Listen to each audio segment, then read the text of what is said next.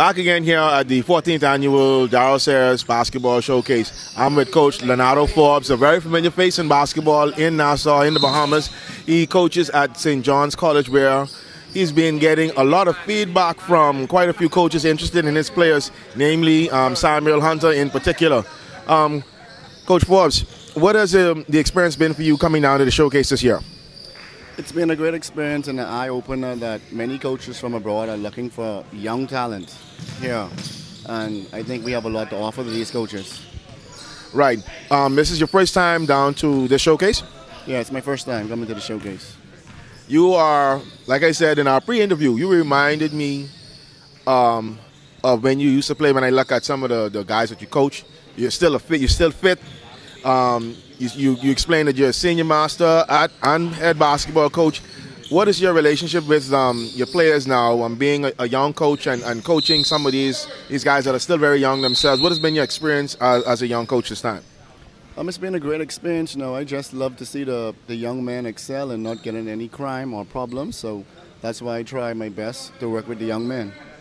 Being a senior master, you deal with a lot of the discipline side of the youth, man, and as we know, crime is a little issue in our country. The impact that you have on your kids at your institution, how does it speak for you when it comes to time to be basketball coach, mentor, senior master, counselor, uncle, daddy, big brother? What is it for you when you have to deal with young men in our country and I guess young women? It's not really hard. The first thing I do, I build a relationship with my players and the kids. So once you build a relationship, if they get any problems, I can call, for example, Samuel, and they'd be like, Samuel, come here, and I can sit down and talk to them because I have that personal relationship as a coach, teacher, and senior master. So it's not that difficult to discipline the children once you have a relationship with them. Wow, that speaks wonders to me when I listen to, like I say, a young person interested in the youth in our country, interested in sports, dealing with sports, and a coach. I'll call you a colleague because I'm very impressed with what I've seen in St. John's College last year. How did you fare in competition last year, this season past? Well, I know this year I was proud of my boys because we had a practically new team. Last year we won the championship. And most of my players went off to school. 90% of them went off to school, so I had a practically 90% new team. So we made it to the playoffs, which I'm proud of them, so we'll be back again next year, because all of them are in grade 10. Once again, what would you say the impact of the showcase is going to have on your experience and the players that you brought down this time? Well, Samuel Hunter is getting a lot of exposure because a lot of the coaches like him because of his size. But the rest of the players, now they see what they have to work on to get that exposure. They have to work on dribbling, jump shot, the whole aspect of the game.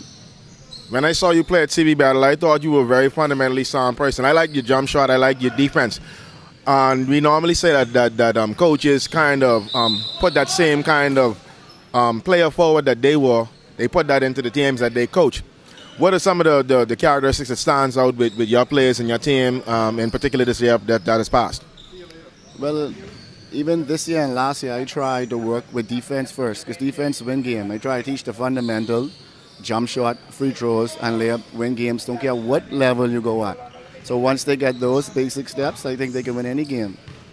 Right now, you said you've moved up from coaching junior boys into coaching the senior program.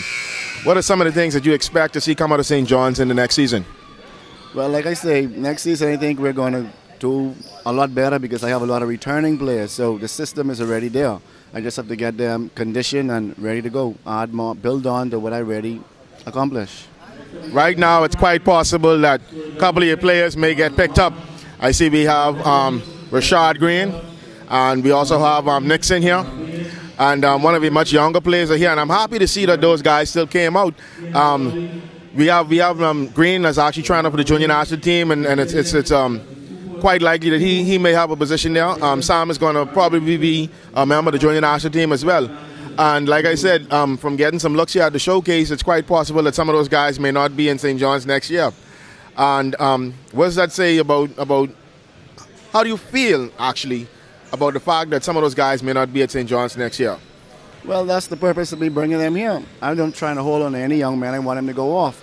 So if all four of them leave, that's left for a new spot for next year. For 400 players. Coach Forbes, I was setting you up with that question. Because I know we got a lot of coaches that like to hold on to the players, and I'm happy to hear that you say, look, you willing to sacrifice your program to encourage the kids to get off and possibly have better lives, that their education, and at the same time utilize their basketball skill to help them with the same. Good to have you, Coach Forbes. Thanks. No problem.